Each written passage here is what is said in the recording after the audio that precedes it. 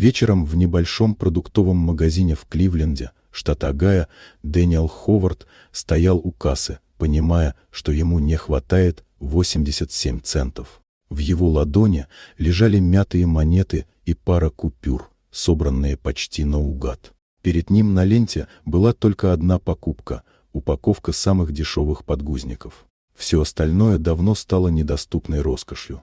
В тележке сидела его маленькая дочь Эмма, уставшая и голодная.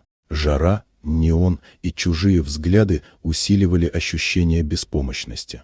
Очередь за спиной становилась нетерпеливой, а сам Дэниел чувствовал, как привычный стыд сжимает грудь. Он пересчитывал деньги снова и снова, но сумма не менялась. Когда он уже почти смирился с тем, что придется уйти ни с чем, к кассе подошла женщина. Ее звали Клэр Уилсон. Она спокойно расплатилась за его покупку и добавила еще несколько детских товаров. В ее жесте не было ни показной щедрости, ни жалости, только простое человеческое участие. Дэниел забрал пакет и вышел на парковку, неся в себе тяжелую смесь благодарности и внутреннего сопротивления. Уже у выхода он вернул на полку одну из лишних покупок, решив взять только то, что действительно необходимо. Это было его правило – не брать больше, чем можешь принять. Прошли недели. Судьба снова свела их, уже в благотворительном центре, где Клэр финансировала программы помощи одиноким родителям, а Дэниел подрабатывал механиком.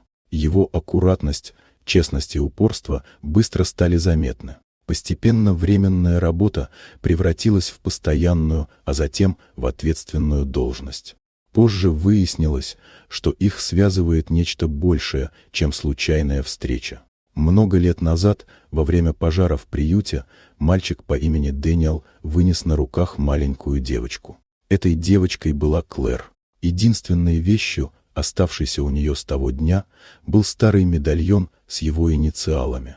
Годы бедности, одиночества и поиска привели их в одну точку. Теперь у Дэниела была стабильная работа, у Эммы – безопасность, а у Клэр – ответ на вопрос, который она несла через всю жизнь.